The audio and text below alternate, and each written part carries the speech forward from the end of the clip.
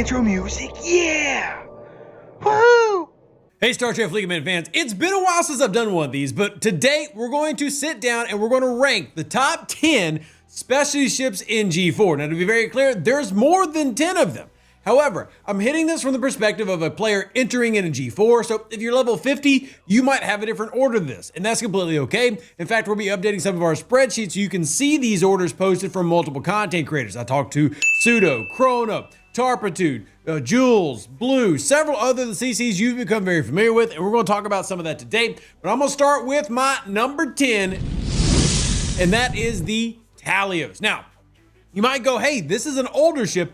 Why is it still relevant? As you can see, I still have it here. It's beautiful, and I have a skin for it. The main thing is you want to work on mastering it. And though you cannot master it until G5 in the Ops 58 set, the good thing is, even if you haven't mastered it, it's giving you sourcing, number one, more rep. Number two, more importantly, faction credits. There's also a lot of good research here, as well as one of the biggest points for me is that Talios still is valuable because it's going to help you get free-to-play tasks for your Alliance tournament. Alliance tournament still being one of the most important things in the game today, and that still gives a lot of value to the Talios, even though it has fallen off in terms of overall power compared to some of the other things like an NSEA. The Talios is also still one of the most capable special ships in terms of combat, and in G4 will be one of your strongest ships. So good refinery, good faction credit payouts, which we like, and then of course there's Borg officers that are all sourced through that refinery and through that system. So that's my number 10. Again,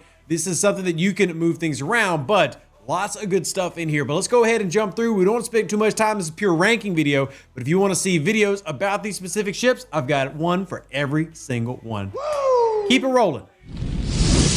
Moving on to number 9, I have the GS31. Now, many of you might be going, hey, Rev, well, this is one of the newest ships to come out. Why is it ranked so low in your G4 top 10? Remember, the perspective I'm coming from is players entering into G4. And this is something you don't acquire until about halfway through when you start working on the waves, and specifically the elite solo waves at 45, for most of you 46, because you're probably just going to move to 46. So with that in mind, I think the GS31 is a fantastic ship to help you get better access to all of these materials. And you'll notice a lot of these things have solo on them, meaning you need the solo credits to source them. And that is going to help you quite a bit, whether you're G4, G5, G6, lots of long staying power here. Just simply one that is something that's a little bit down the road for many of those who watch the channel. Still, it is quite valuable and it will get stronger as time goes on. We've actually seen this used in PvP arenas as well due to its ability to nullify some of the advantages that your opponents will have if you've done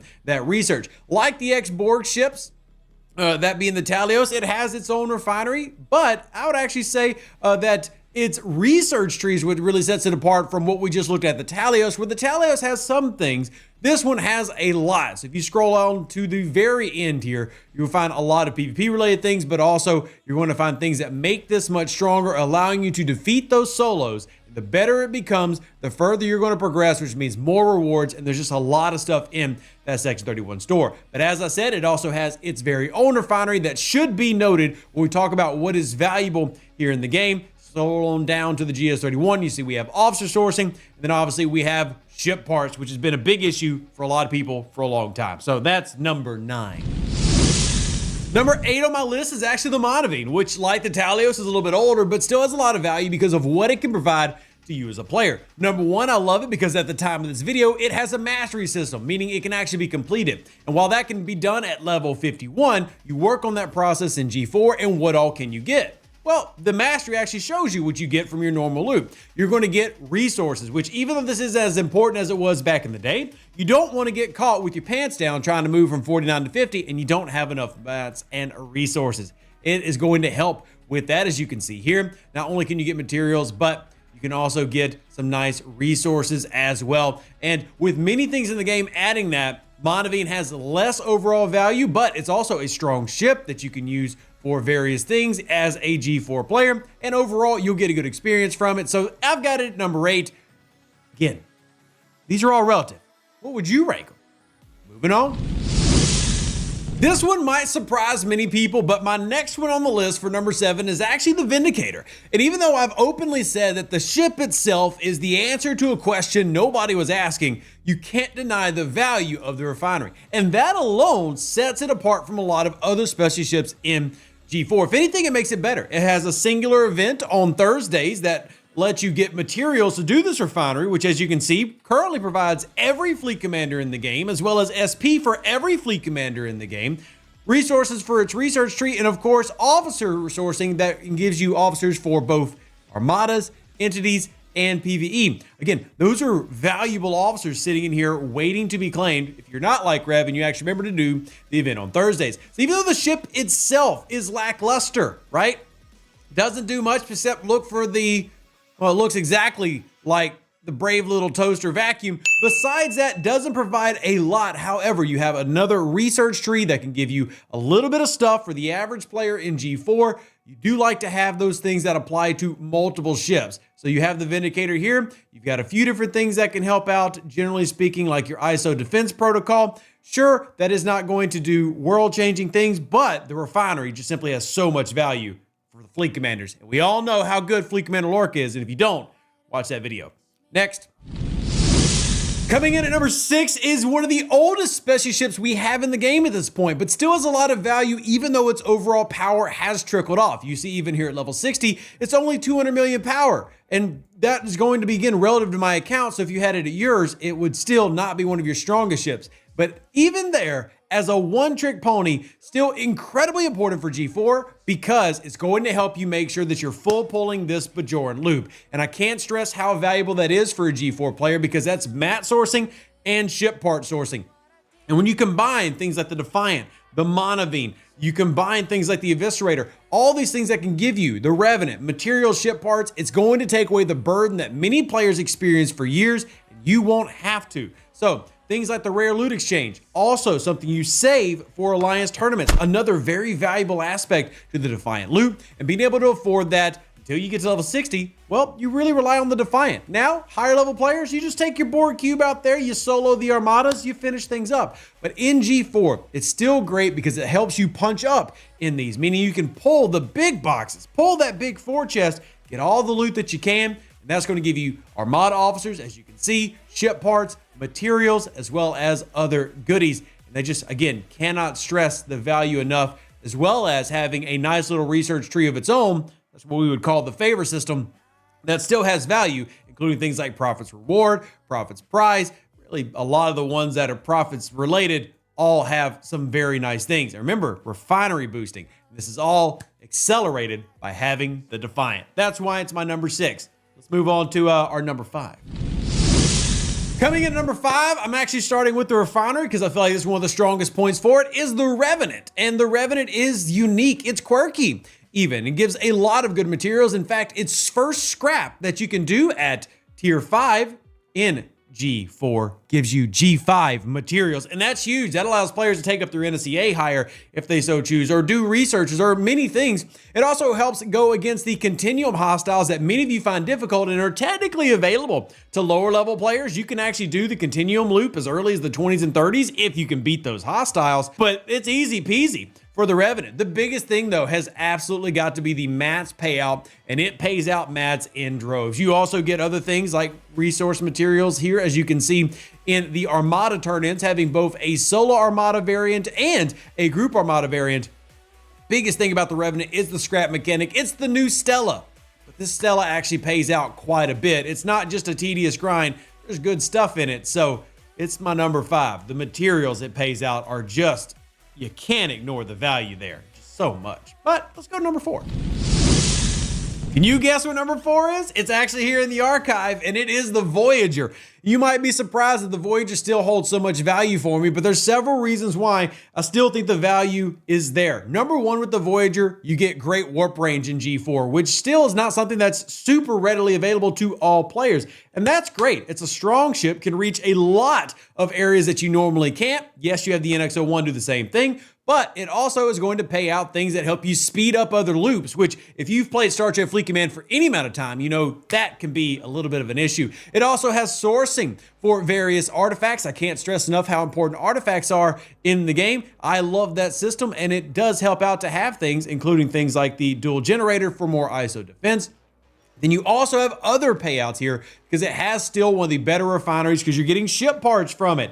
Again, so many good things behind the Voyager, as you can see the ship parts right here. Simply go in, and once you've mastered it at level 51, claim them every day. But even before then, it's going to help speed up your amalgam loop, help you catch up on things like, oh, I don't know, your Cerritos loop maybe you forgot about, your Fuchsia loop, your Franklin. Yeah, that still exists. All these things able to be sped up with this. Don't also forget, you can head out to those special systems in Voyager space, farm the commerce insignias, which helps with your field trainings, helps with everything else, but more importantly, messages. You can do your scout grind there. That's more faction credits. Just a lot the Voyager can do. It's almost unassuming, but lots of value behind the Voyager. So that's why I've still got it at number 4.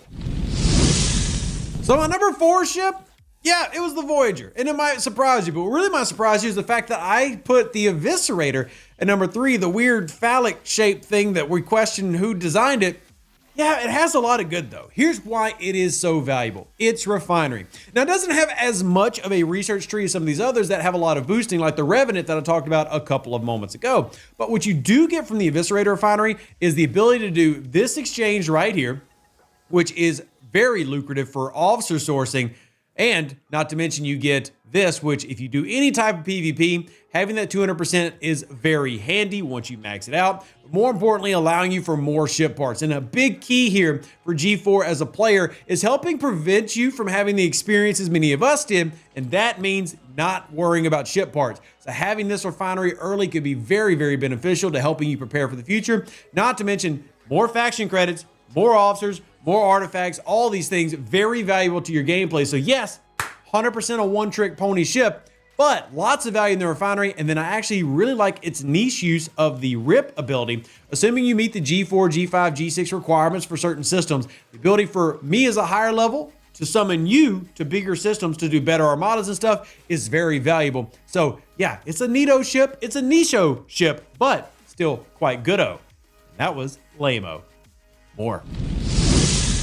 Number 2 is the NX01, and as you see here, I've actually got the NX02 skin on it because like the NX01 ship, with its skins, lots to love about the NX01, hence why it's number 2 on my list. The biggest reason, the X-Borg faction. It is going to drastically improve the amount of credits you get, both uncommon, rare, and yes, even the epics.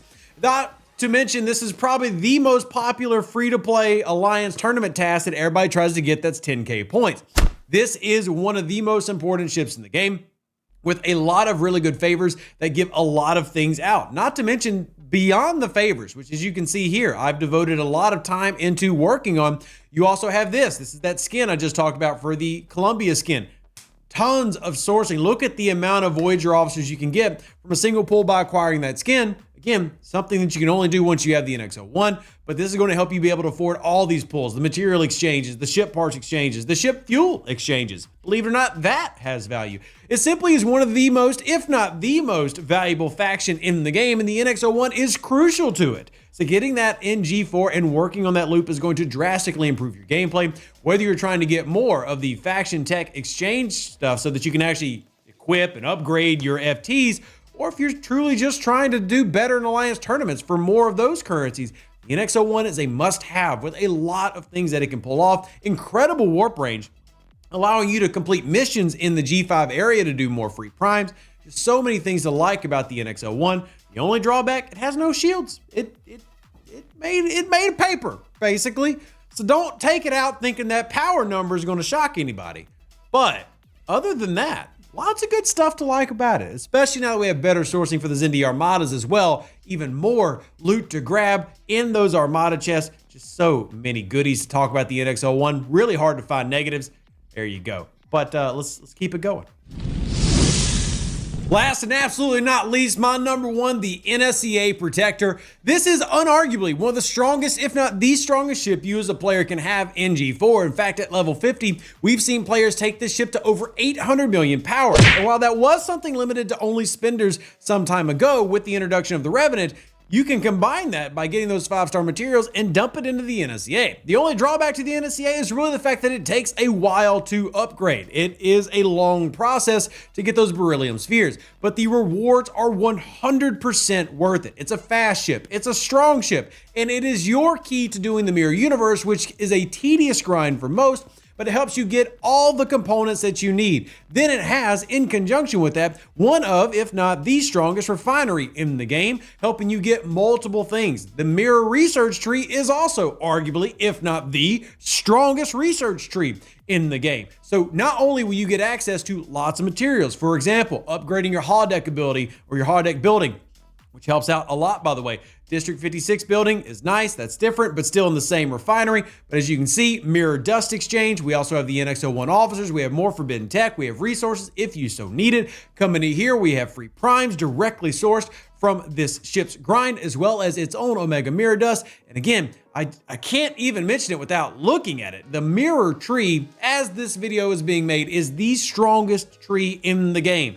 Not just because of the premiums down here at the end, but those are quite valuable. But even without the premiums, simply the ISO defense, the research for efficiencies that you can get access to, the apex barriers, everything that you can get here, plus the specific NSEA stuff, all of this just has so much value to a G4 player.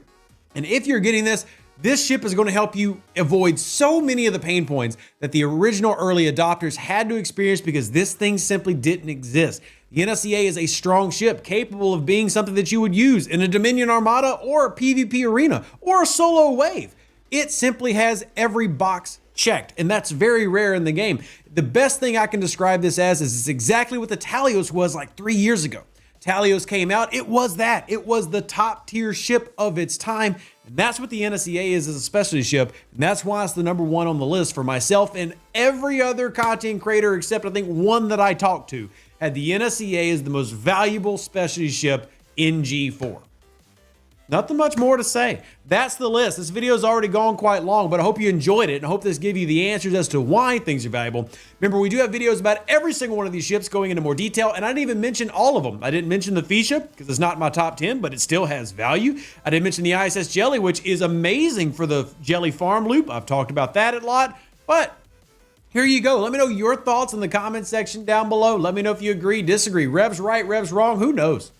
But I appreciate you. Live long and plunder. Stay safe with the Space Cowboys. Like the video on your way out. Catch you on the next one. An even better outro than the intro. For the Empire and glory to your house.